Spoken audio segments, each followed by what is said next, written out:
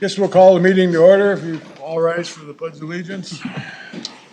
I Pledge allegiance to the flag of the United States of America and to the republic for which it stands, one nation, under God, indivisible, with liberty and justice for all. For all.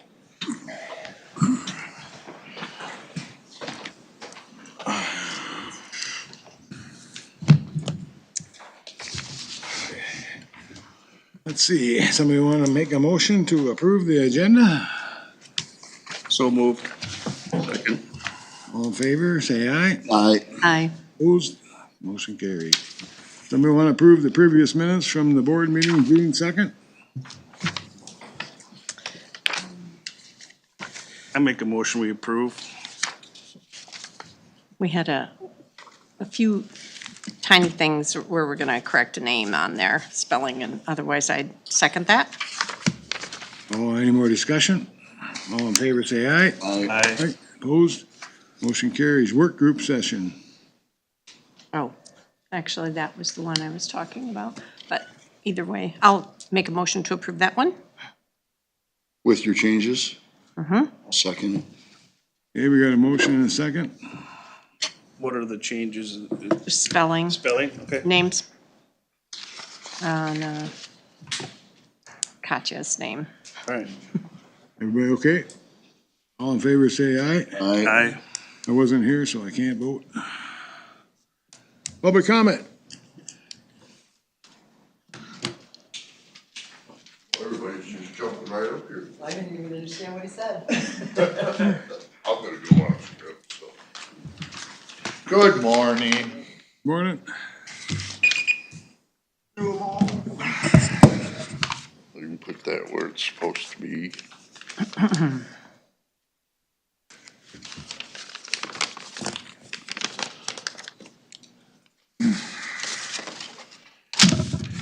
Good morning, Commissioners. I sent an email to all of you a couple weeks ago suggesting a moratorium on all sand mine applications until a full review of current ordinances could be completed and amended or just plain rewritten. I never heard back from any of you, and then I learned that even though this board reinstated the half-mile density ordinance, Bruning Mining has already filed for a variance. That is on the agenda for this week's P&Z. So the public outcry will start all over. I have attended several meetings on this now, and I feel it's time to correct some of the misinformation I've heard. One of the members of this board has insisted that there was a shortage of and need for sand, and I quote here, for construction, septic, and roads. So let's look at that. As some of you know, my dad, Red Haynes, was the Mound Prairie clerk and treasurer for decades, and I assisted him in overseeing the roads in Mound Prairie, particularly Bush Valley Road and Winey Creek, plus the 2 miles of gravel driveways we maintained. You do not use sand on a dirt road. Everyone knows you use gravel. So a quick check on the MIMDOT website verified what I had remembered. Gravel is what is used on our roads. The fact of the matter is that an engineered Class 5 road base mix limits the amount of sand through screening. Feel free to check with the county engineer on this. And really, if you think about it, would you drive on the beach? Did you get stuck? Can you imagine driving a milk truck down the beach? Probably isn't gonna work out real well. The second claim, we need sand for septic systems. Again, having personally had to build septic systems, I remembered that differently. So a quick check at the EPA's website confirmed what I remembered. You don't use sand in a septic system, you use gravel, typically 3/4 inch. And it should be washed and any sand screened out. The fact of the matter is that sand is the enemy in septic systems, whether it be French drain or trench style, and geocloth is used to prevent any sand getting washed into the drain field. Again, check for yourselves. A sand drain is a lot slower than a gravel drain. So where is this need? The third claim has been we need sand for construction. There is some truth in this. I spent over 30 years of my life pouring concrete and laying blocks, so I see some need. However, reclaimed asphalt, concrete are far superior to sand for grading floors. The fact is that it compacts much better, so maybe a little need, but there are current mines able to fill that need. In fact, does anyone know how many active sand mines there are in Houston County? Maybe we need to know the answers to these questions before we grant any more permits. Thank you. We should go into public hearing now. We gotta take a break for a minute because we gotta go into that public hearing. I make a motion, we go into public hearing. Second. Okay, we had a motion and a second. All in favor, say aye. Aye. Aye, opposed? We're in a public hearing. Polly, you wanna come forward?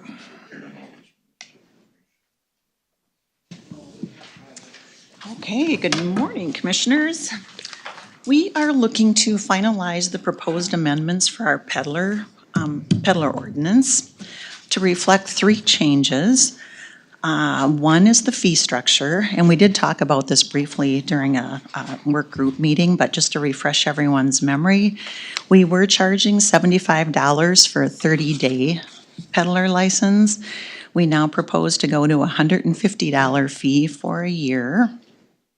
The county will now require a bond from each peddler, minimum of $1,000 with a maximum of $3,000, and the license period will go from 30 days to a 1-year timeframe. So with that in mind, those are the changes we're proposing. There haven't been any changes since inception, which was 2014. So after comparisons have been done with neighboring counties, we just kind of found our structure was unique. So good time for a change. So we're doing this to be more in line with what neighboring counties are doing? Pretty much. Okay. I mean, and it made a lot of extra work this way to come in and renew every 30 days. And so that is what we are proposing.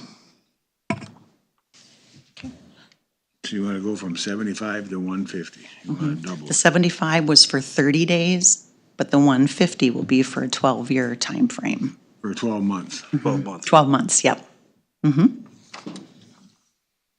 it's not really higher. 59 LEC. Let me shut that down.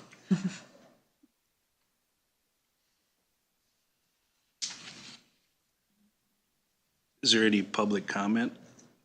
Any public comment out there about this?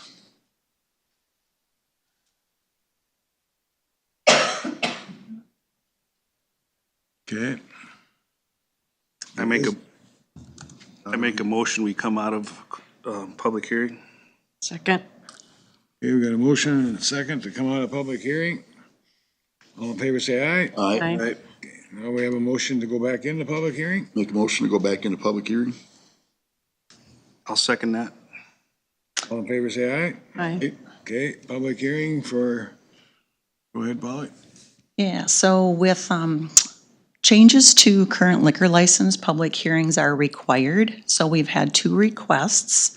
The first would be for, and I don't know if I'm getting these in the right order here, the Pine Creek Golf Course would like to go to a full liquor license. So they're making a change from their beer and wine to full liquor and includes Sundays. And Pine Creek Golf Course is in La Crescent. Any public comment here about this?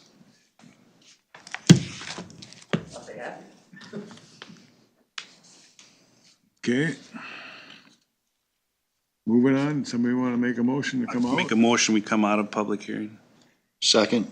We got a motion and a second, all in favor say aye. Aye. Aye. Aye, we have a motion to go back into the public hearing.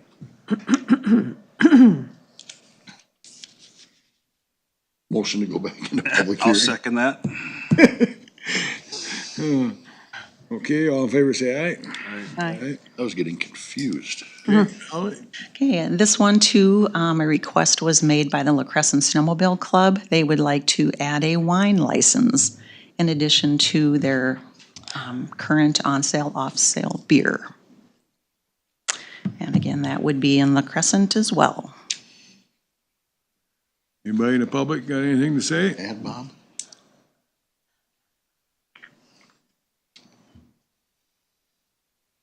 I'll make a motion to go out of public hearing.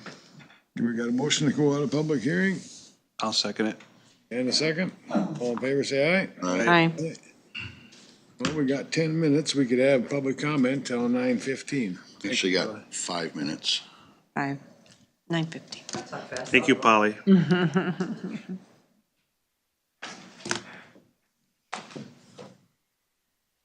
Good morning.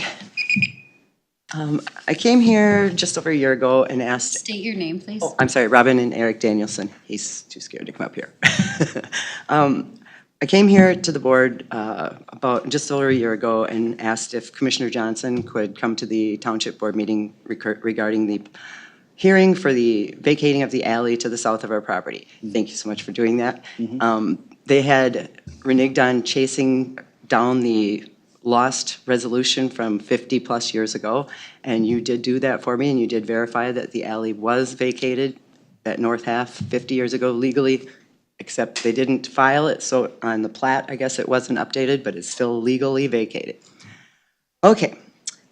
Then we said that we would share they wanted us to share the cost of the survey.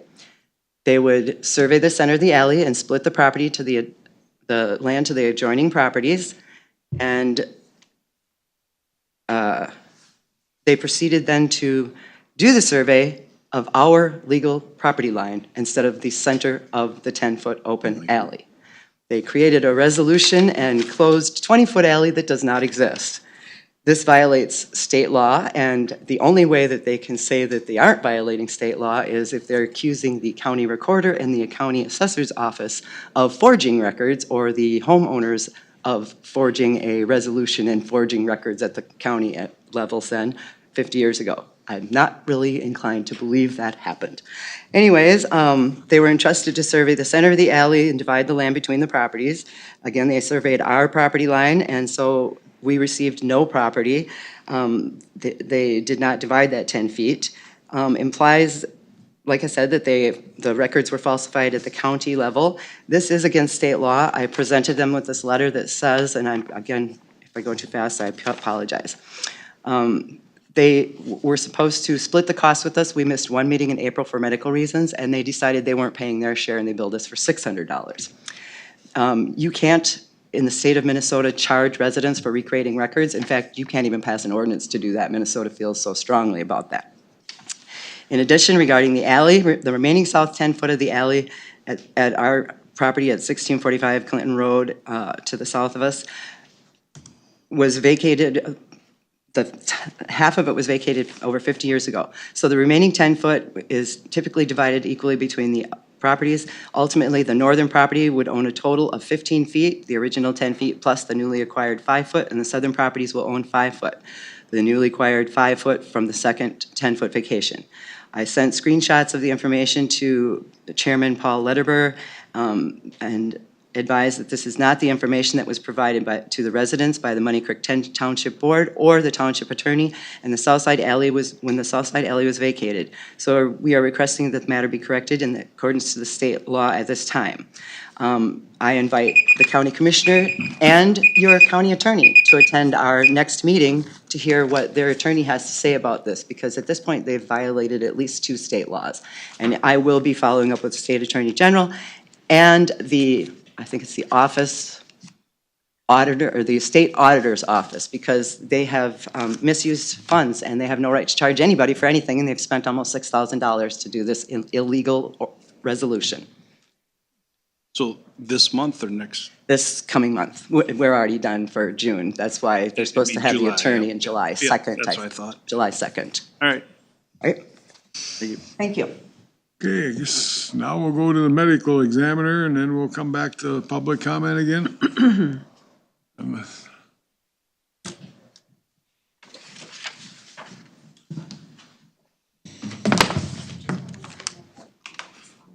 Oh, could you have it?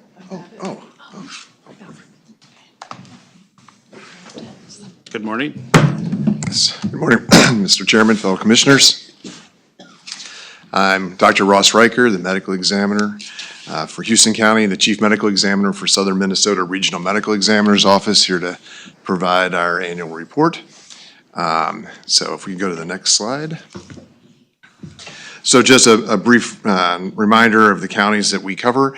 So the light blue is the ones that we're the medical examiner for.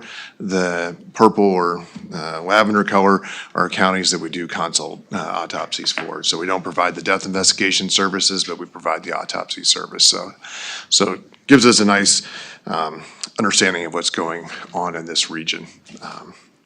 Next slide. So you cover Wisconsin? Yes.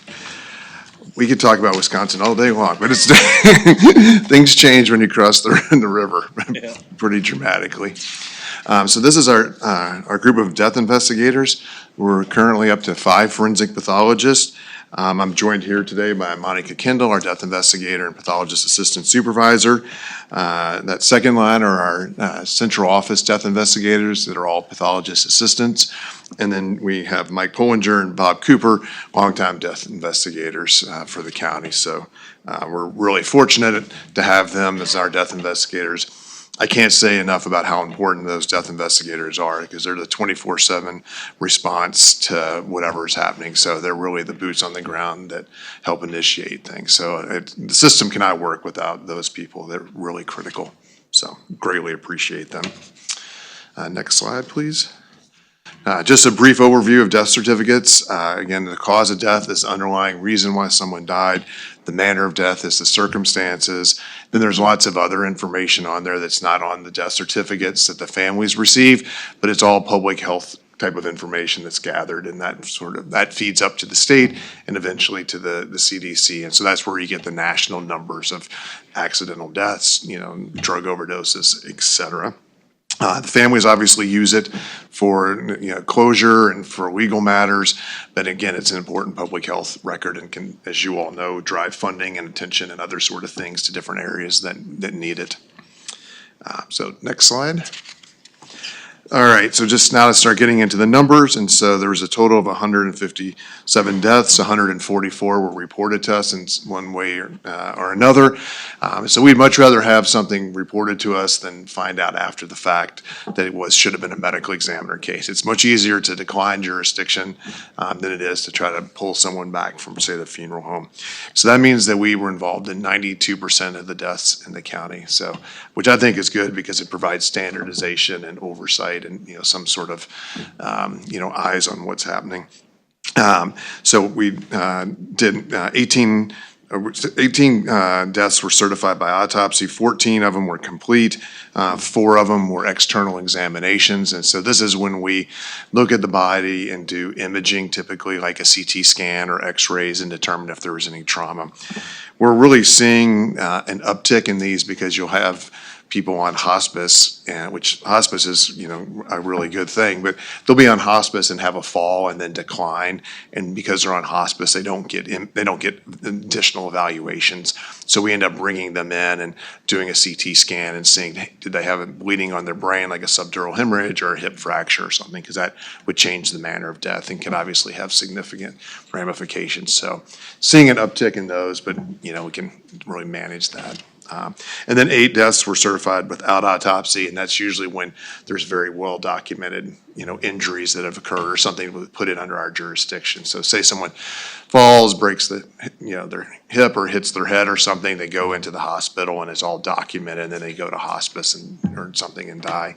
Then we don't need to do an autopsy, we can just review the medical records. Okay, so the next slide. So again, this is manner death, so regarding the circumstances, and so this is what most counties dream of seeing here, is these kind of numbers, to be honest with you, where the vast majority are natural. We had 12 accidents, 1 suicide, and no homicides. We haven't had that for years, thankfully. And we'll go into more details of each one of those. Next slide. So this is deaths that are by unnatural causes, so basically anything that's not a natural death. And so we had One asphyxia, which was basically a car fell on someone that was underneath someone using a jack that, that slipped. We had one firearm death, which is a suicide, and 9 jumps or falls, and those are really people that have elderly and fallen and, injured themselves, so not really people jumping from a height kind of thing. And then we had one other, and that was an exposure to the elements. Next slide, please. So suicide by means, again, there was one suicide, and that was with a firearm. People use what's available to them. So if you're in Manhattan and no one has firearms, they jump out of buildings or, or hang themselves or drug overdoses. So it's really what's convenient to that person. So the environment and what's around them really drives what's the means. Next slide, please. Suicide by age, and so we had one suicide, and that was in the 65+ category. And so that is actually a trend that we're starting to see is a slightly older population. So we'll keep tabs on that, but again, very low number. Next slide. So this is the per capita rate, and so again, the population is relatively small with the number, and the numbers that we're dealing with are pretty small, so that can really shift this dramatically. So there's the red bar is the Minnesota, and then obviously you can see the various counties here, and so there was one suicide, and this is based on where the injury occurred. So even if they were injured in the county but transported elsewhere and died someplace else, we would capture that data here. So this is everything that occurred or started off in the county. So there was just one suicide and it wasn't transported. So next slide. Oh, it's blank. That's good. This is a good slide to keep blank. Intentionally left blank, right? So, Yep, that is a good thing. next slide. And so again, this is the per capita rate. So you can see Wabasha had, for example, 2 homicides, and so it looks like it's a huge, uptick, but because that's per 100,000. Next slide. So accidental deaths by type. Again, we had the one asphyxia death. We had the falls and one drug overdose, and I'll go into that in more detail. Next slide, please. Motor vehicle crashes, there were no motor vehicle crashes, fatalities in the county this year, which is really kind of phenomenal, to be quite honest, so that's a good thing. So where would farm accidents, That would be under accidental deaths. accidental? Okay. Yeah, and what a lot of people don't realize is those are considered typically work-related because it's really on the Right. job, yeah. Yep, okay. Yeah, so they would be probably, depending on the nature of it, would be captured under that motor vehicle, so. Yeah, I mean, we do periodically, and I keep wanting to go back and look at it so you can remind me of this. I mean, we have a number of farm-related ones where people have just been struck by falling trees when they've been out on their tractor, for example. I mean, that's probably that is probably one of the more common ones, or natural events, so. Next slide. So this is where the motor vehicle fatalities have occurred over the years, and you can see the locations, and so you can see that they're all over the place. So there's not really like sort of a quote hotspot of where there might be a concern of like a road or some sort of intersection or something. So yeah, I mean, there was an intersection in Plainview, for example, near us that was really dangerous. And, we would drive through this when we're going to the county board meetings. And like, to be honest, I'm probably the only person that was really thankful that they put a roundabout in there. But, it was made me nervous every time I went through that because there was a hot spot of fatalities in that very intersection. So, but that's what we're trying to keep tabs on across the various counties. And then also, what also drives just the vehicle accidents is in the nature of what people are doing. So if you're in a county that has like a lot of snowmobile trails, or people are out using side-by-sides or motocross, track or something like that, that'll drive what that is as well. Pretty soon, we're gonna have to add electric scooters and bikes to this, I'm pretty sure. So here's on the next slide is the type of vehicle. So you can see the ATV, motorcycle. There was a parade vehicle, believe it or not, a number of years ago, pedestrian, et cetera. So you can see it's really just a mix of things. And so that's just sort of is a reflection of what people are doing across the county. So just kind of interesting, because we do see variations between different counties based on that. Next slide. So there is one here, because this again is under motor vehicle crashes, because this is if the injury occurred within the county. So it was someone who was injured in a car crash in 1979 and then died last year. And so they died outside of the county, but we're at least catching that the injury did occur here. Even that many years ago, we're still following up on that. So just kind of interesting, I think. Next slide, please. So this is accidental falls by death and or age death, and so you're seeing, as you can tell, the population is really the older population, and so we keep expanding this, thankfully, to add the upward age limit. It used to just be greater than 65, and now we're all the way up to 95 plus, so that's a good thing. But we were just talking about it. This is people. I literally just signed a death certificate of a 94-year-old lady that was out mowing her yard on her riding lawnmower, and fainted and fell and had some injuries. And so that was sort of enough to tip her over. So it's amazing like how active people can be. And like that one fall, your mortality rate is like 50% for a broken hip if you're older than the first year. So it's something we don't really think about, but it's significant.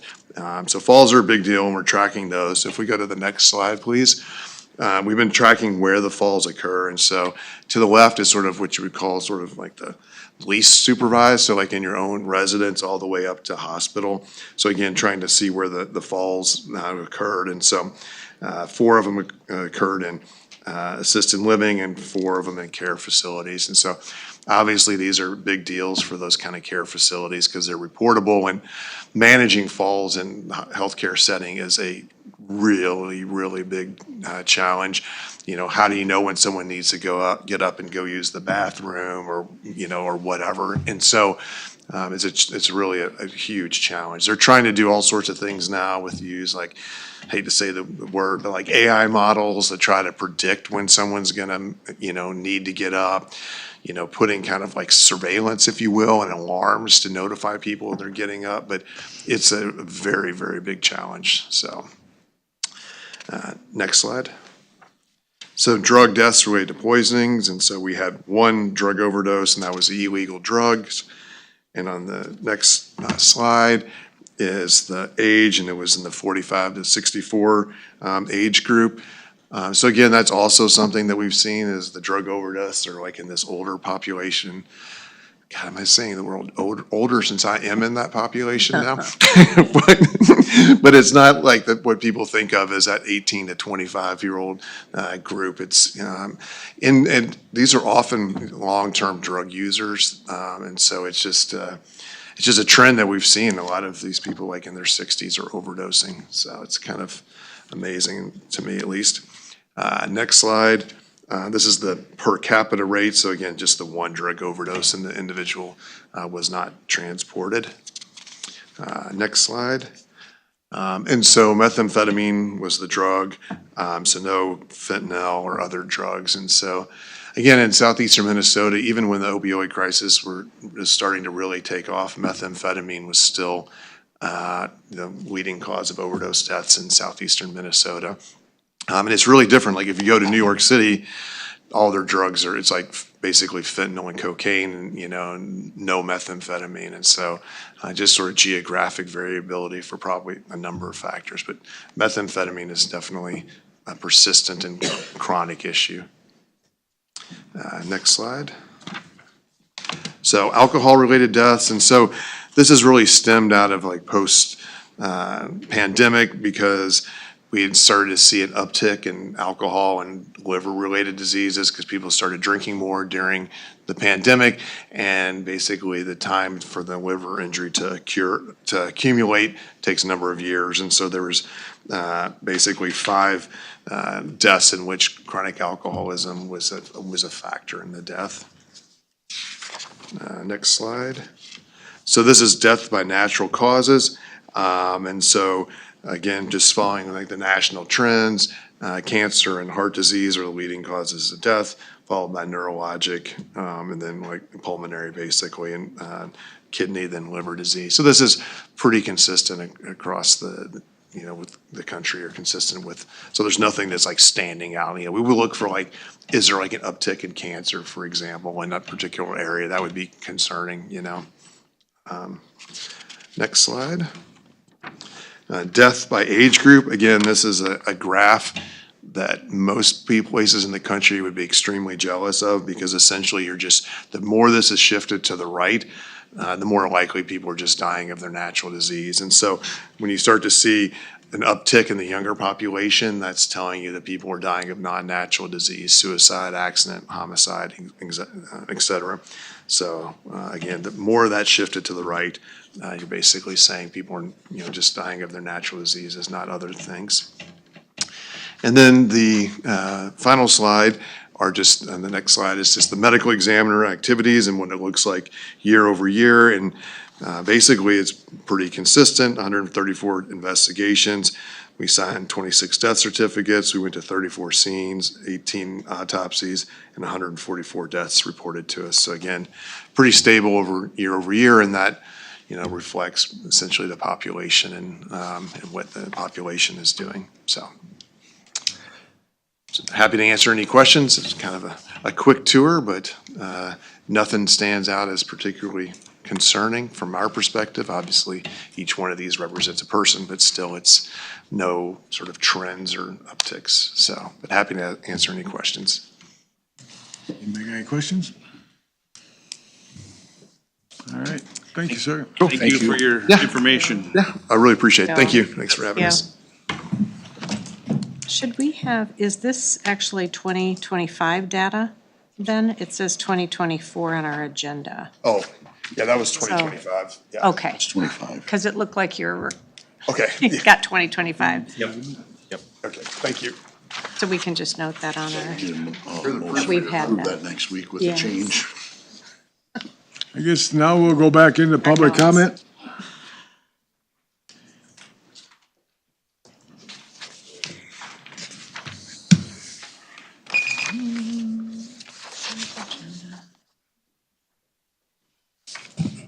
Cynthia Cresswell Hatley. Good morning, Commissioners. Thank you for giving me this opportunity.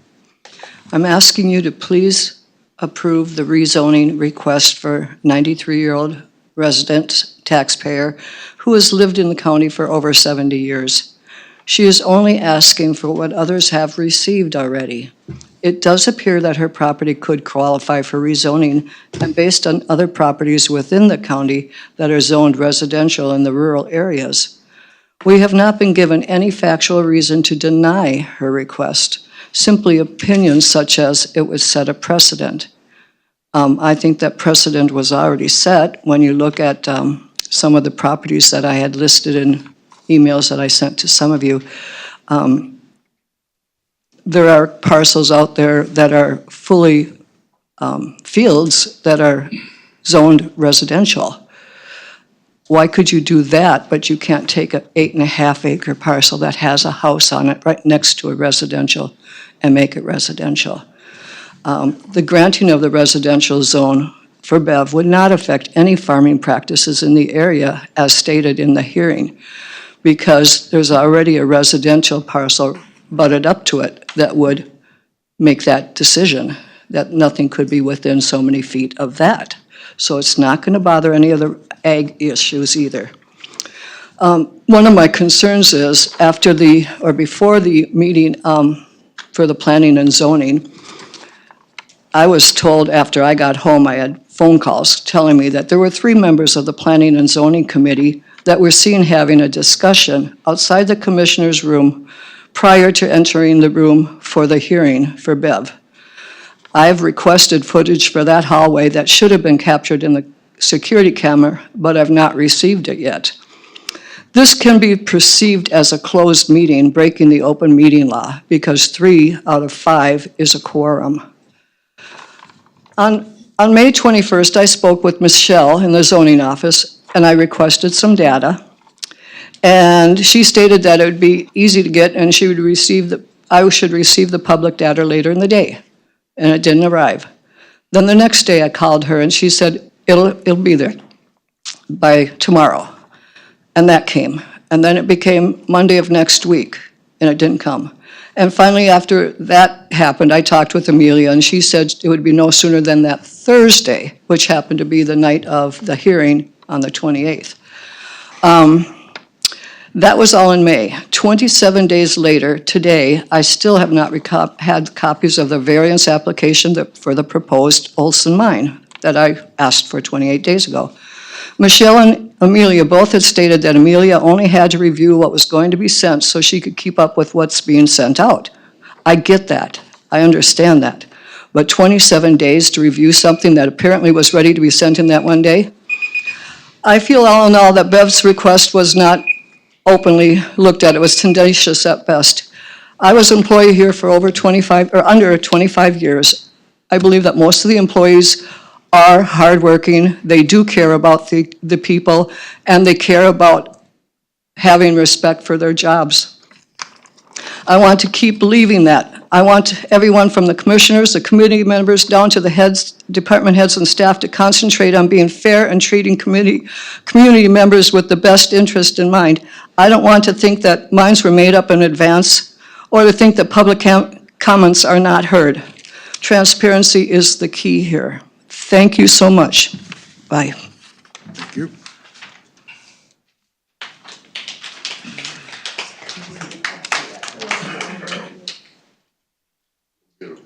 Should we do the closed session last?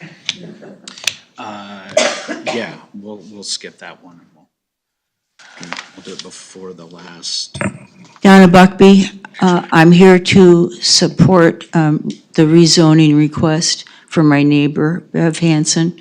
The Highway 16 Ferndale Road neighborhood is a sweet little community, and I want to see this protected. It is residential, so why not just call it that?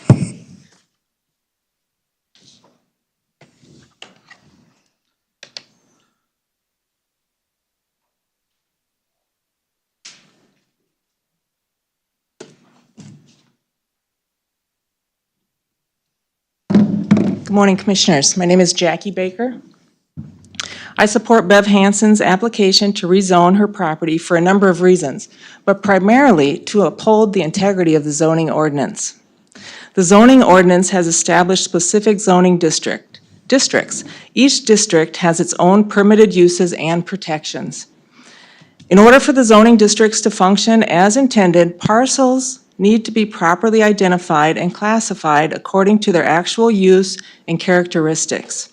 In Bev's case, the actual use and best use of her property has always been residential. She is within a mile of an incorporated city.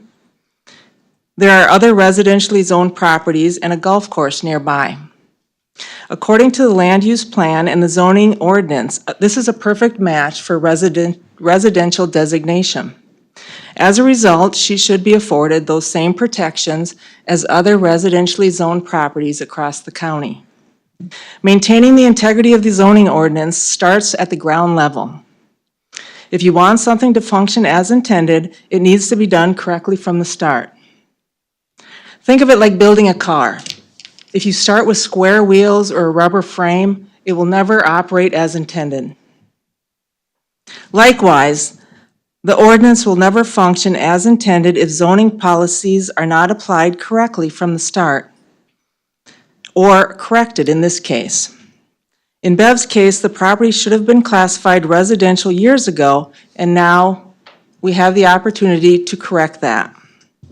I'm a strong advocate for making sure things are done correctly.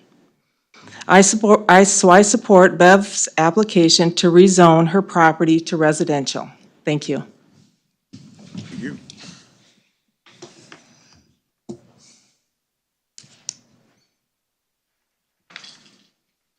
Okay, let's move on then to the consent agenda, correct? Yep. Okay, everybody okay with this consent agenda? Got a low potency hemp edible retailer registration at the River Station in Brownsville, and we got a low potency hemp edible retailer registration for Quick Trip in Hoka. Everybody okay? As well as the liquor licenses. along with all the liquor licenses. And payments, yep. Yep. Motion to approve this list of items under consent agenda. Okay, we got a motion I'll second that. and a second. Any more discussion? All in favor, say aye. Aye. Aye. Opposed? Consent agenda is good to go. Action items. Consider approving an amendment to peddler ordinance 13. Polly.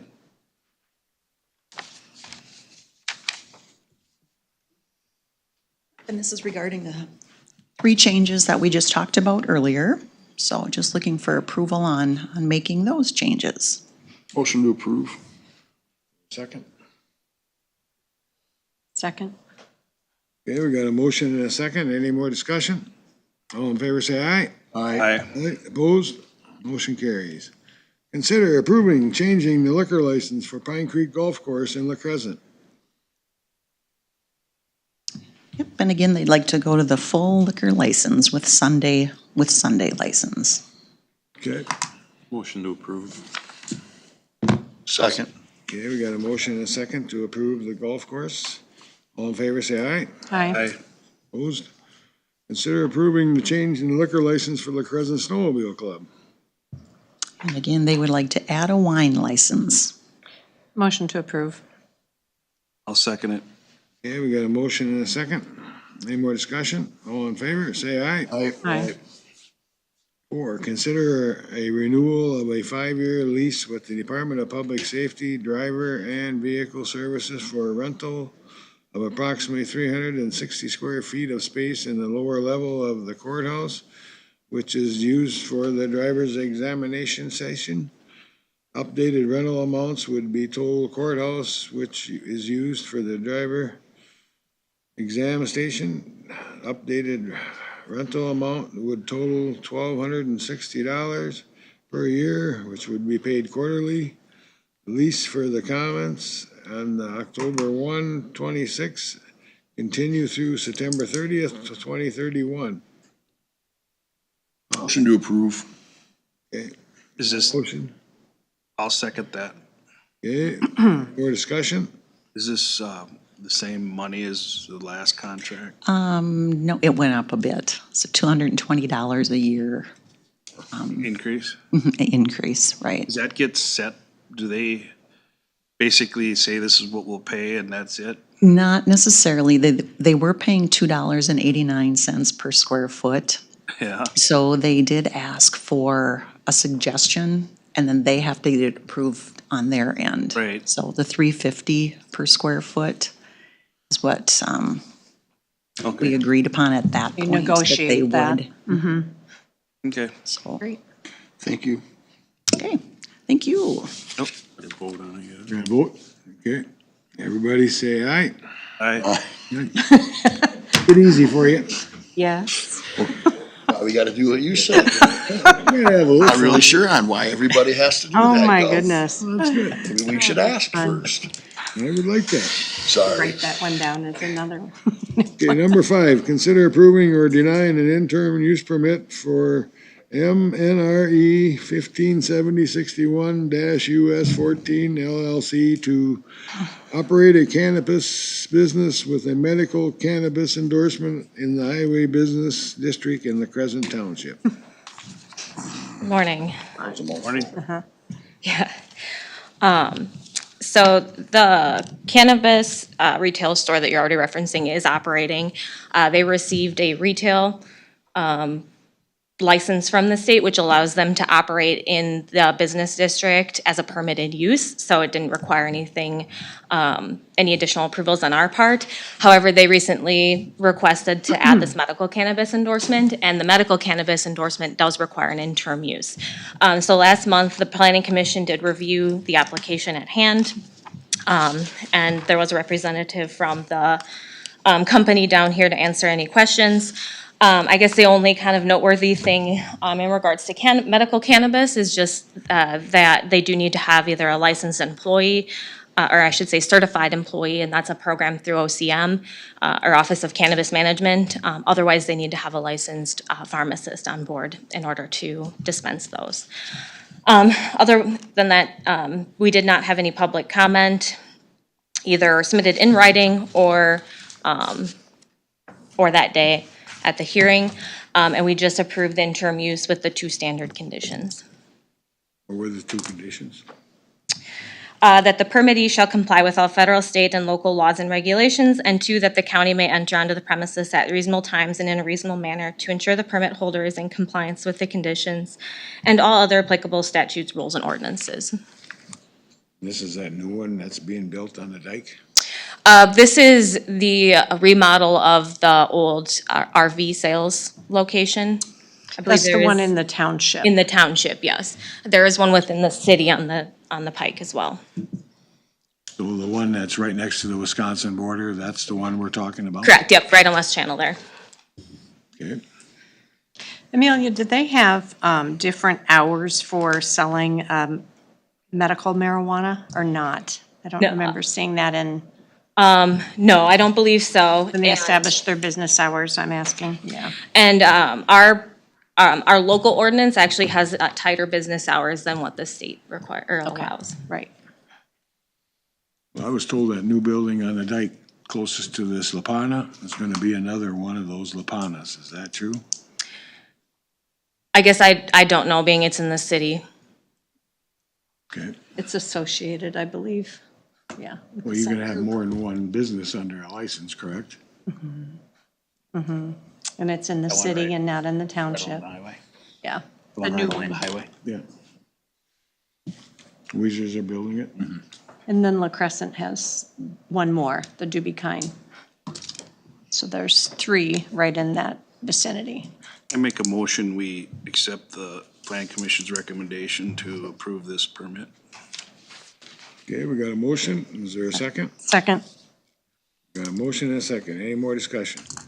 All in favor, say aye. Aye. Aye, opposed? All right, number 6, consider approving or denying a zoning amendment for Beverly Hanson to rezone an area from agriculture protection district to residential. So this proposal is one unsolicited by staff. The property itself exists in compliance. I know that was written in the application that they believe the property was out of compliance. But you can have a property on under 40 acres in the ag district, and this was actually permitted as a conditional use permit back in the 1970s prior to the house being built. And as far as I could tell after I got into the research, it looks like everything exists there in compliance with our zoning ordinance. It doesn't have to be tillable acreage or anything like that. And actually, the use of the ag district in the ordinance is maybe a little misleading because there is much of the ag district that also includes recreational land. It doesn't have to be just ag related. I think it's also important to look at the surrounding acreage in this area, which is primarily agricultural in nature. There is, as referenced in that application, a section of residential that's over closer to the county line and is actually within 2 miles of the city of Rushford. This site is just over that 2 miles from Rushford, but it does fall within 2 miles of the village of Rushford, which has been incorporated here fairly recently, from what I understand. The one kind of caveat with that, I guess I want to point out, is that that village of Rushford actually encompasses 33 square miles, and that's a pretty significant area. And that would draw in a pretty significant area of Houston County if we want to set the precedent that that be an incorporated community that we want to consider for rezones.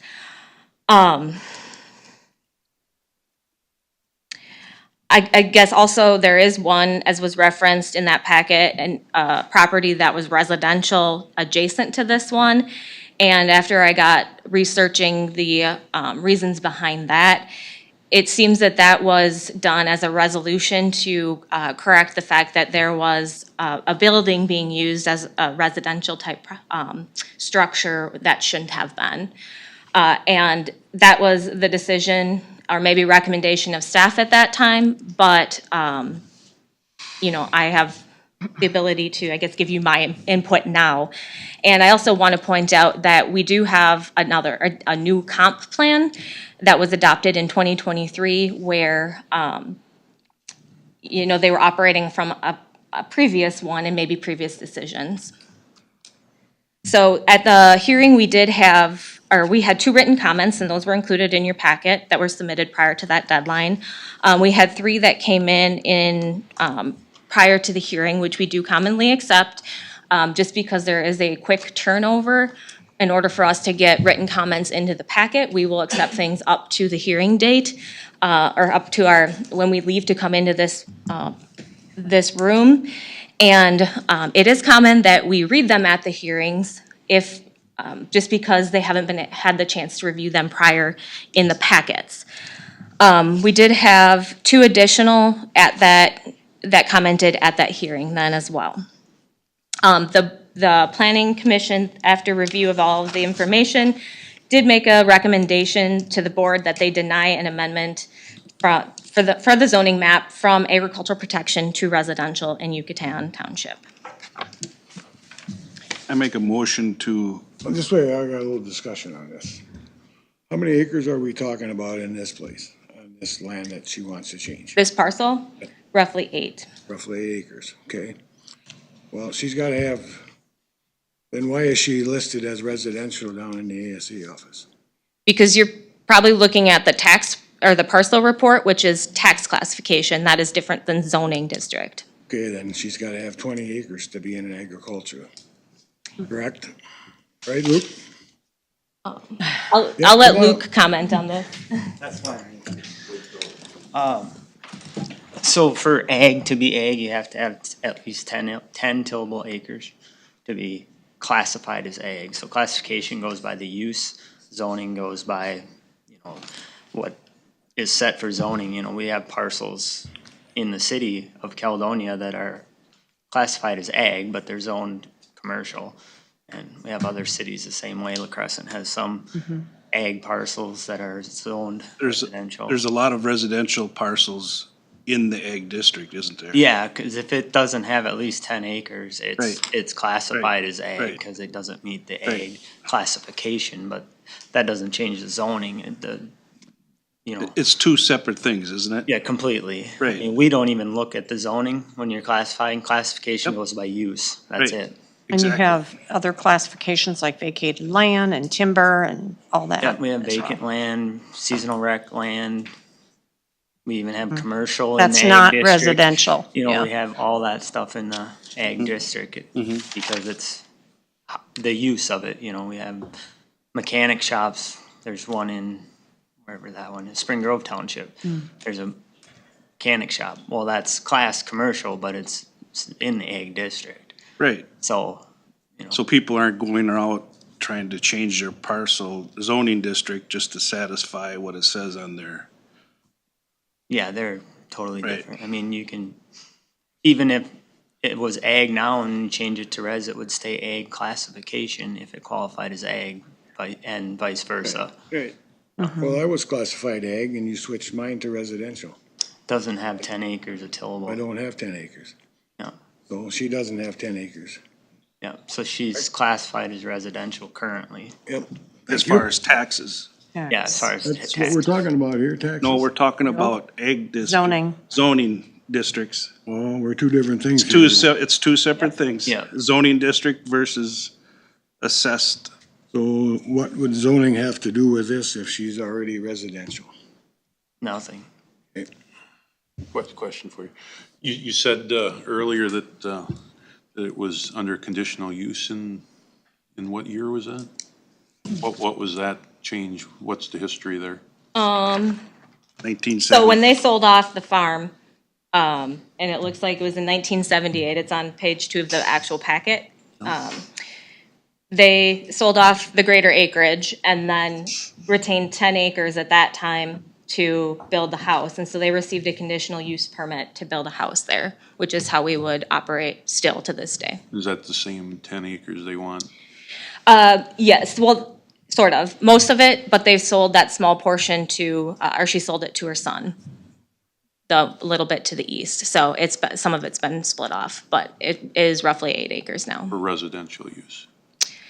This small portion sold to her son is zoned residential. To fix a problem. Yes, yeah, that was what I was referencing, and it was an ag building that, based on minutes that I had pulled, he must have been living in, and so they rezoned to residential to allow that. Which they did that because he was violating the quarter rule. So they found a way to zone it residential in order to allow him to keep that as a dwelling. So they were trying to fix a problem. Yeah, and there's nothing wrong with that. I guess I'm just saying that It happens all the time. that so- shouldn't be our sole reason to say this Right. should just be residential because of that one Right. thing that exists Right. there, because there is a little bit of a backstory to it. Right, and we do it for people who want to build something and they're within 2 miles of the city. I mean, we did that recently. Yeah, most of these that I guess I have handled, or all these that I've handled, we've been doing, they're new proposals, they're new dwellings. And so you're looking at a land use that is coming in, is gonna be 50 to 100 years, and we can anticipate what's gonna be there. In this instance, we have a house that's been there for almost 50 years, and, there's residential things that can take place that then we lose. There might be a conditional use, but it'd be nice to have the ability to look at a specific proposal coming forward, and make a decision on that rather than not knowing maybe what this could do, since we're towards the end of a land use here. Was there any public comment that were opposed to the request? So there were 3 included in your board packets that came in after the written comment deadline, but before the hearings that were opposed to it. And they were opposed, yeah.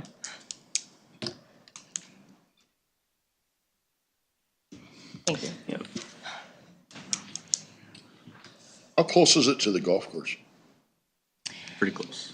I'm gonna look at Beacon here. Quarter.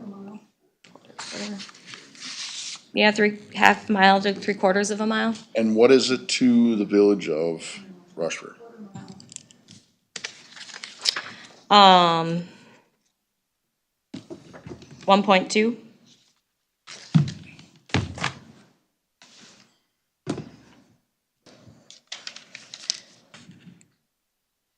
So in reviewing some of the comments also that were noted at the Planning Commission meeting, talking about, you already mentioned, Amelia, that a lot of these rezone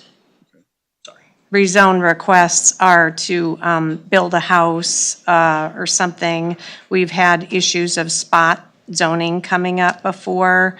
And also some of the comments made were talking about that ag district as our goal, along with suitable development. Something that I heard when I was taking notes from that meeting is that when a property is zoned residential, it could potentially be an apartment complex or some other type of dwelling could be built there.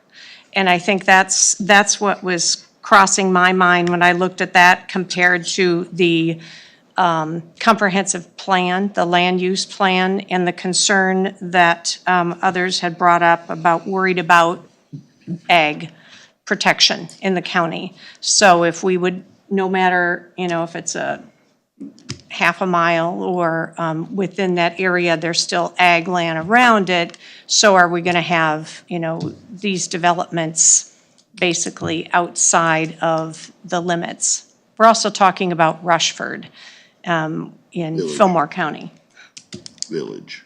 Village of Rushford, whatever. It's not recognized in our comprehensive land use. No. plan. It's not in here. So I'm just saying if it would be Houston or, I would consider that different. Yeah, and I guess on the same note, in the opposite corner of the county, we don't recognize New Albin in that map either. As far as you referenced some of the other others that are zoned residential. I just don't know the circumstances behind them, being they were done prior to my time at the county.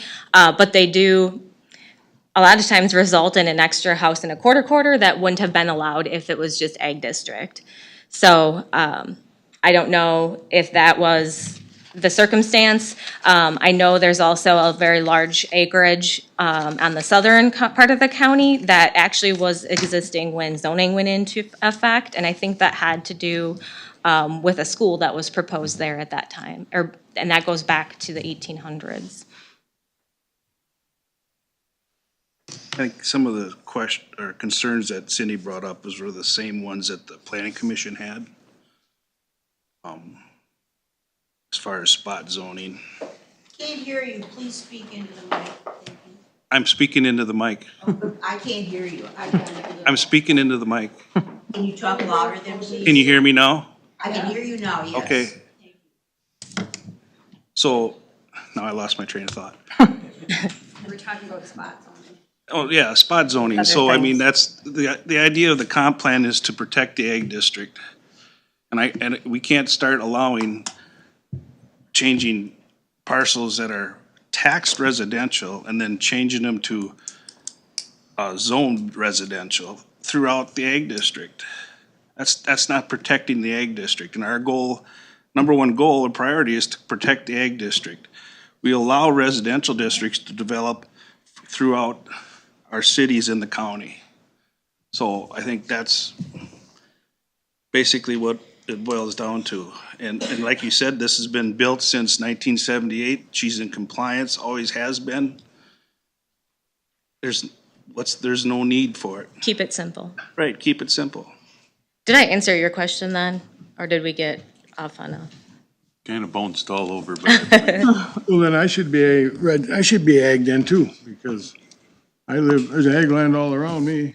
But You are zoned ag. You are zoned ag. Regs, I pay residential taxes. Taxes and land use are two different things. Yes, I know. But I'm paying taxes on residential. Yeah, Because but you you're have a still- house there. Yeah. Yeah, but you're still in the ag district. Zoned ag. Ag. Then can I get ag district? You are already ag district. But I'm not paying ag taxes, I'm paying No, you're paying residential tax. residential because you don't have enough acres to be considered a farm. Okay, what's her situation? She's got 8 acres. That's not enough to be ag. She's the same thing. It's zoned agricultural right now, but she's taxed as residential. In the ag district, you only need 1 acre to build. Right. There's just restrictions on where that is. If you don't have over 40 acres as far as soil restrictions, and then It's an open quarter. it still has to be an open quarter, and you need a conditional use permit. So I think there's still a lot of misconceptions out there about abilities to build in the ag district as well. Another one of the concerns that I heard the applicant stress was being able to, or the resale value, or being able to sell that property. But I can definitely say that there's homes that people are lining up for. I think she also mentioned that she has had offers, that it wasn't an issue of what it was zoned. It was something else that came up. And I guess I find it interesting after that many years that this is coming up as a one-off request, which is, we do get that, but I'd like to look at things more comprehensively. If we're gonna make a change, make other changes, and I know that this would lead to a lot of different back changes that we would have to make. I think, Amelia, you said there's the conditional use permits that were changed, 250 of those that had been changed. Those would have to be looked at. I'm just wondering why would we make this change if somebody is in compliance and go through all this, put her through all of that as well, when we could be looking at this as more part of our planning and, rather than to just say, oh yes, we'll do that and then move on and and don't, and don't proceed with that type of decision on everything else. So I'm looking at more of like an administrative type thing when somebody looks and they ask for this. Also just why it's come up now, rather than, when in the last 40 years or 50 years, I guess it's been over 50. And I think, Yeah, I'm done. okay. I think your point about economic decisions, I think that's something we shouldn't look at as a priority as an economic reason to change something.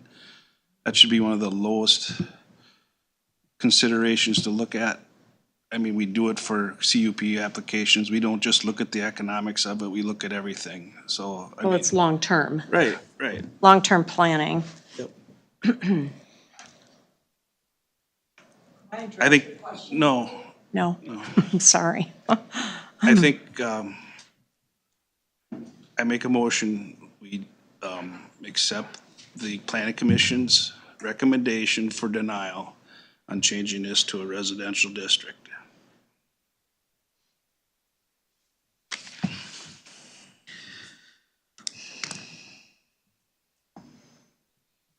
Okay, That is the planning commission's recommendation. got a motion? So I do think that they've had a lot of information from the planning commission aspect of it, so I'm going to second that motion. Okay, we got a second. Any more discussion? Do a roll call vote? District 1, Yes. District 2, Yes. District 3, Yes. District 4, I'm gonna vote no. District 5. No.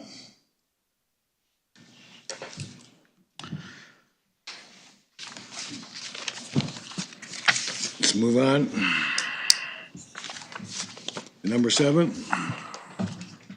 Approving or denying a conditional use permit for Skyline Materials LTD to expand a quarry for mineral extraction in Agricultural Protection District in Brownsville.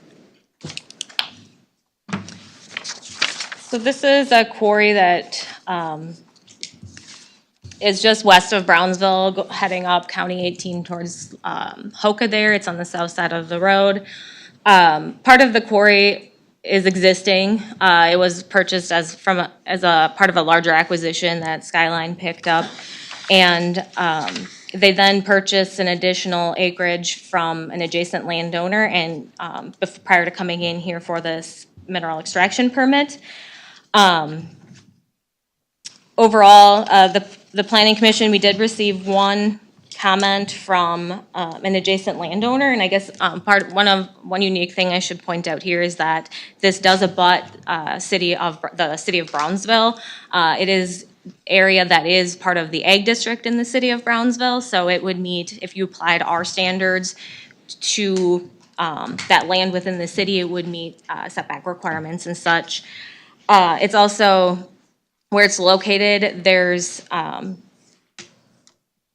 like the quarry itself has access off 18, but like for future building sites, it would require top access, and that's a very long ridge, and there's actually not a public road that goes all the way back. So I think they would see limited access on top overall as far as dwelling type or residential type development.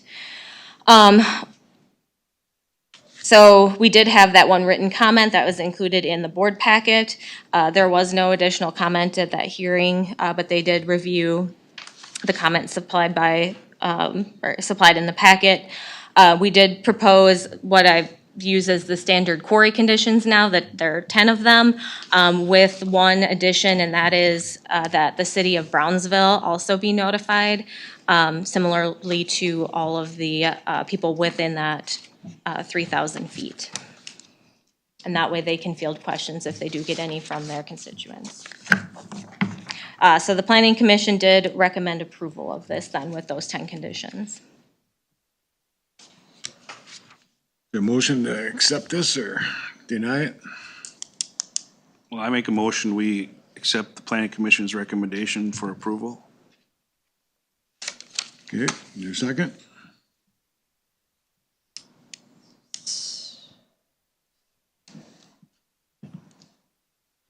Is there a second? What was the comment on it? Can I ask you that again? He's calling for a second to the motion. You can have a discussion afterwards. The comment you said? Mm-hmm. It was. Here, we gotta get a second before we go into discussion. Is there a second to this motion? I'll second it. Okay, we got a motion and a second. Any more discussion? All in favor, say aye. Well, Wait. Sorry about my discussion. This is my discussion. This is Hey, my, I blew it. so. You got just your to- discussion. That's okay. It's page 12 within the board packet. Yeah, I'm trying to find that, in our massive packet here. So just to be clear on that comment that was submitted, along 18, there is no viable building site because it's pretty steep. It is very steep. I don't know you could get what in from the- Brownsville's rules are. You could get it in from the top, you said, from the township road. Yes, you'd Right. have, yep, there is a township road, Yeah. but it is quite a distance off that township Yeah, road. right. Yep. So my comment about the comment is that it just says that when I read this, I state my opposition to this conditional use permit, but I'm not finding why. Why was this just the expansion? Was there a reason for How for close that? is this So lot? there was, so he had the email that he had sent, and then within the Yep. body, he provided a quick explanation, and then there was an attachment, and that had more details on. Right. So first, it's not, he felt that the proposed use is not compatible with the surrounding area. And that's, page 13. Okay, so that's the same comment? Yes. That's the only one? Yep. How close to this is Brownsville? It was, 3,000 feet, I think, from the, Another 2 miles. city, well, it's right on the city limits, I should say, but from the closest subdivision on that. So they're inside the that 2 north. mile radius of town? 2 miles? Yes. So just for clarification, in Amelia's packet, it's page 12 and 13, I think. But Okay. in the board packet, it's 109 and 110. Okay, that's why I couldn't find it, thank you. Looking at 12, I'm like, I know, that's why I was scrolling here Browns- quick. I didn't think to look up those numbers. So does Brownsville have anything to say in this? They did not provide a comment. I guess that's my, normally, I'm not for expansion of this. I don't like to see mine spread for this purpose, but I'm going by public input, and if those around there don't generally see an issue with what they're asking at this time, doesn't mean that they won't in the future, then that's why I'm voting the way I am on this. And also because the Planning Commission has reviewed this, and, I'm respecting their discussion on this as well. Just want to clarify too on my motion to include all the conditions that were set. Yes. And we are getting the gravel is gonna be put on our county roads here, right in our county. It probably saves us some money by doing that. Yep. And I'm also, it's already there. It's not new. It's not, Been expanding there for within longer that. than I've been here. Yeah, oh, okay. That's the only comments and questions that I have. Okay, any more discussion? Then let's have a motion. All in favor of approving the conditional use permit, say aye. Aye. aye. Or you wanna do roll call? You do roll Well, call. it's a little late now. It's passed. Let the cat out of the bag. We're good. Hello, Charlie. All right, number 8, we'll move on to that, and that's MS4, multiple separation storm sewer systems ordinance regulating. And that word is illicit, and discharge pest waste and construction stormwater within the MS4 boundaries that consist of the county right-of-way within the city of La Crescent and a small proportion of La Crescent Township. Brian and Amelia. Brian behind me. Yeah, Brian's back there. He's letting you take the lead on that. Just letting you do He's it. gonna let you hang out here. Making you sweat. He handled the public hearing, so I figured. He's trying to get out of it. So we've talked about this pretty extensively. I don't know if you guys have any additional questions. I did receive a couple additional inquiries since the public hearing that was held a couple weeks ago. Just general, the main concern seems to be car washing, which is residential car washing, I should clarify, which is an exemption. But otherwise, nothing has changed since that time. Yeah, you sent out, what, 1,600, It was narrowed down to just over 12. 1,200? Mm-hmm. Yeah. Surprised you didn't get more comments than that. I am too, I guess. I didn't So you can wash I your had car at home questions, but not comments, yeah. Say what? now? You wash your car at home in La Crescent? You can wash your car at home, yes. That is exempt. Checking. But you have to pick up your dogs on the right of way, right? That should be done anyway. Right, That should be, yeah. but that's what's stated in Yeah, the, but how do Yeah. you make some people do it? Well, you fine them. Well, that is why we have yeah, to do talk an to the ordinance. chief. Yeah. It is a significant issue, though, even in town, I'm constantly, I actually walk around, making sure that the drains are clear. And this is, I think, a good awareness for people. I've had lots of, just anecdotal or questions as far as, so was that not enforced before? But, yes, it's just a little bit stronger at this point. Was there a regional meeting or something that you guys attended? What was that about for MS4? Was that more of a hearing? So that MS4 was to talk, so this ordinance stemmed from an audit that we had, an Yeah. MS4 audit. So this ordinance is to get us in compliance with that audit. That MS4 ordinance was, that MS4 meeting was in Rochester to talk with the Minnesota Pollution Control Agency to go over our audit and the findings and things of that Okay, nature. so you did And just have making that. sure that they're following up on this ordinance.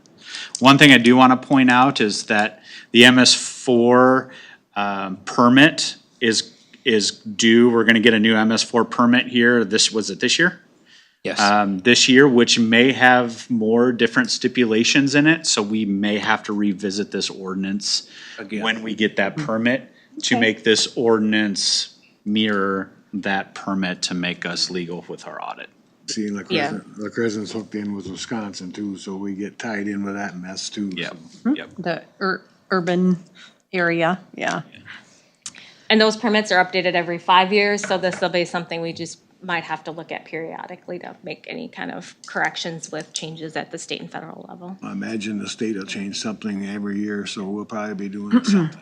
They do kind of know what they changed. We really wish they would have let us know what those changes are prior to this Yeah. ordinance, so we could add it in there, so we don't have to Right. reopen this when we get that permit.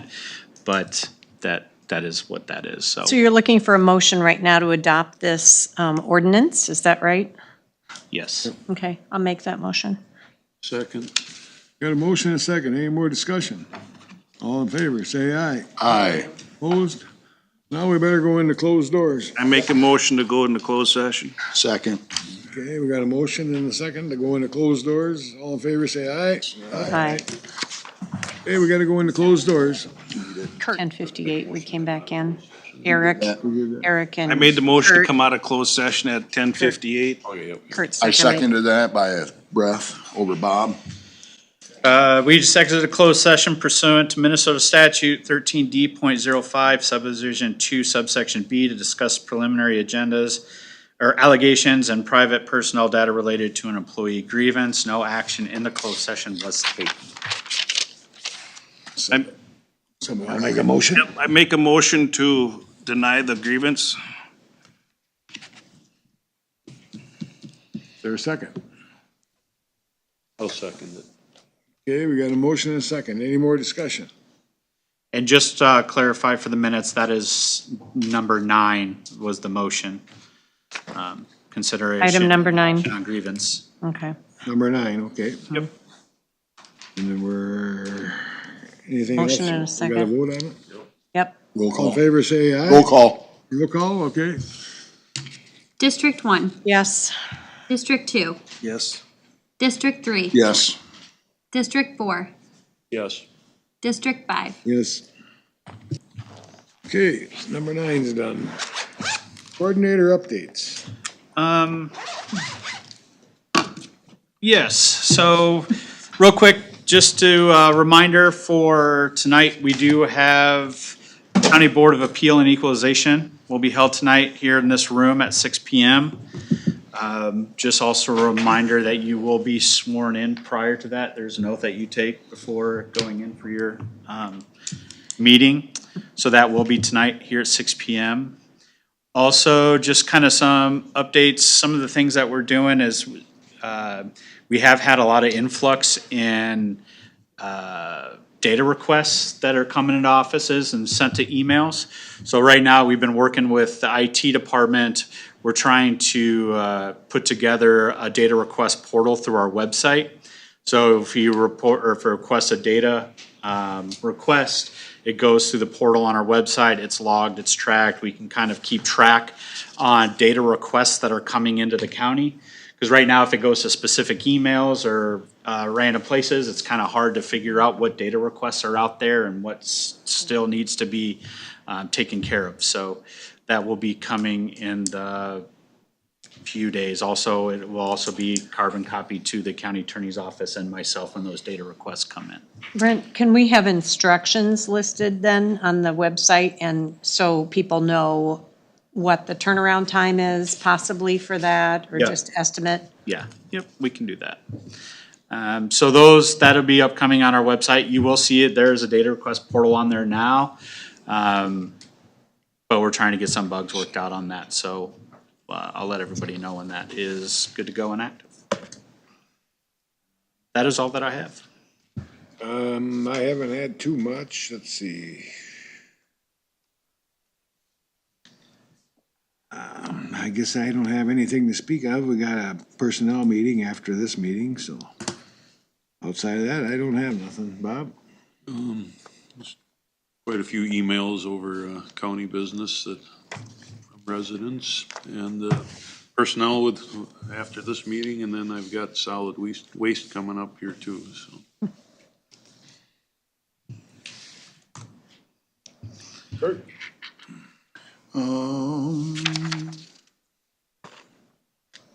I talked about the ECB meeting last time. We had ECB in Rochester. They're working on a grant, another grant to help with administrative costs.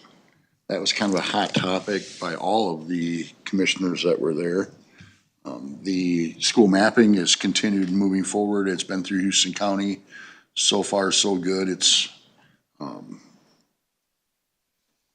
I think it's a strong tool that the state, so I give the state a little bit of applause on that. But Judy retired, so we have a new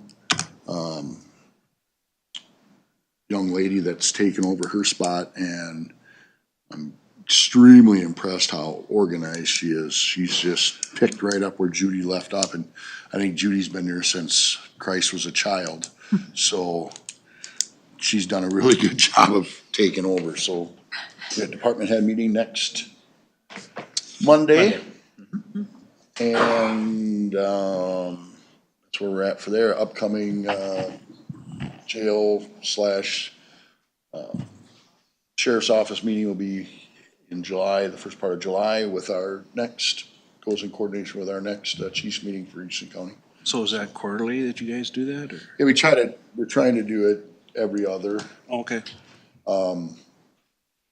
Somebody was sick and somebody was laid up the last time, so, and the chiefs meeting actually got canceled and changed, so it will be after the first part of July here. Yeah, we haven't got an update on. Well, I'll get another update For on juveniles? Yeah, absolutely. Nope. So far, they've done a good job with keeping me updated on that stuff, so that's all I got. Yeah, I don't have a whole lot. Appreciate Cindy forwarded me the emails that I didn't receive that the rest of you received, so I appreciate that. So. Gotta keep you in the loop. All of us should know the same information. Let's see, last week I had Selco governance. We talked about strategic planning, also just more information. They've done a survey, which was kind of interesting for their board on 2 board members as far as what do you know about Selco and cells? And I think every board should do that, actually. It was kind of a really good format to find out more education on being on their board and about their organization.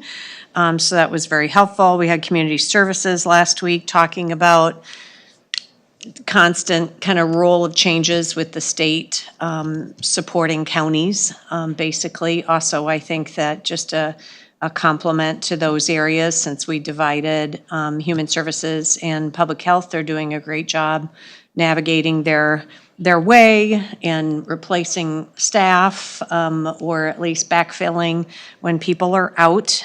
So that's a great thing to see. Oh, let's see, what else did I have? Workforce development, I had a couple of meetings last week. And that's, once again, providing a very valuable service for the community.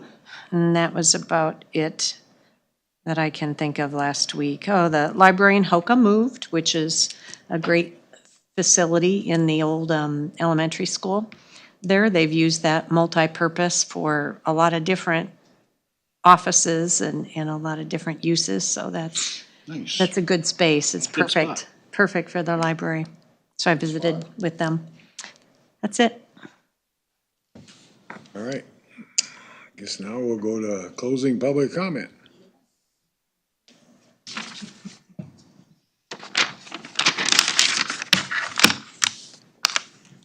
Donna Buckby. A lot of people do this thing with their voices. They modulate. And sometimes that means that they raise their voices, they talk louder, and sometimes they just talk softer. And it's just a normal thing. A lot of people do that, and maybe they're not noticing it, but when you talk softer, then we can't hear you. And even though a microphone is in front of you, if you're not speaking into it, it's harder to hear. We're the public, we're the citizens. And when I say, now I'm bold and brazen enough to be the one at a lot of these meetings to call out, I can't hear you, we can't hear you. It's not that I'm deaf. I can hear you 3 guys perfectly, and you have some of the modulation issue, and you too. It doesn't mean you're bad or I disrespect you. I respect you. I want to hear what you're saying. So if I'm calling out, I can't hear you, I'm not being rude. I'm just being the one who's brazen enough to point out it's important to be heard. And I don't want to be treated as if I'm being rude.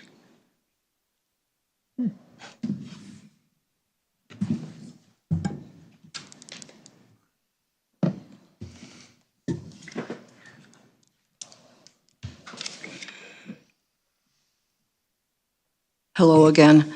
I agree with what she says too. When I look at what happened today, I'm a little bit concerned that maybe things weren't really specified. When you look at the zoning issues, Rushford is expanding east along Highway 16. They've had at least 5 new houses in the last couple of years. As a group, we need to be looking at that, or you need to be looking at that and planning ahead. What's going to happen 10, 20, 30 years from now? Not just say, oh, that's too big of an area, we can't look at that. I think you need to look at it. I think you need to make some adjustments. I think you need to realize that it's growing. Rushford can't grow in some areas because of hills. There's only some ways it'll go. Rushford is a very important town. It's located between La Crosse, Winona, and Rochester. Many people travel between the city in the Rushford area, and one goes to Rochester and the other goes to La Crosse or Winona. This is going to keep growing, and the fact that you didn't acknowledge the fact that there's going to be more houses there, and you're going to have more of this. I'm saddened. Another thing I realized when we only talked about not changing houses to residential that are ag.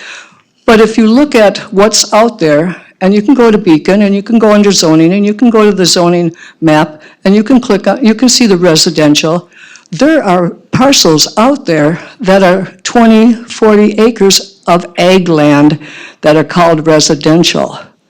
But you can't put an 8-acre parcel as residential. It makes no sense to me unless there's another reason that you won't do it. And I do appreciate those who were in support. I respect those who were not in support of this, but I think there's other issues that need to be addressed. Thank you so much.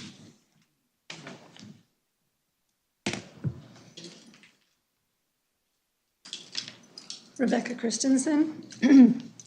I guess I just wanted to let everyone know that I understand. Rebecca Christensen. Thank you. It may be a wonder for some why you're seeing the same faces over and over again on these matters. But we are a small neighborhood, and we do look out for one another. And considering recent history, we are watching much more closely what's going on in our neighborhood. So you can probably count on seeing our faces over and over again in coming times, I'm sure. Also, just a point that I wanted to make, and I don't know how it would fall into the play of distance to cities, is just that the city of Rushford itself is a total of 1 mile square, period. And it's totally encased by the city of Rushford Village. And I don't think many people understand that and realize it. So Rushford Village is not just a village or a township. It's a city in and of itself. And it does completely encircle the city of Rushford. So if that plays into any of your thought processes, just a tidbit. So anyway, thank you, and we're watching.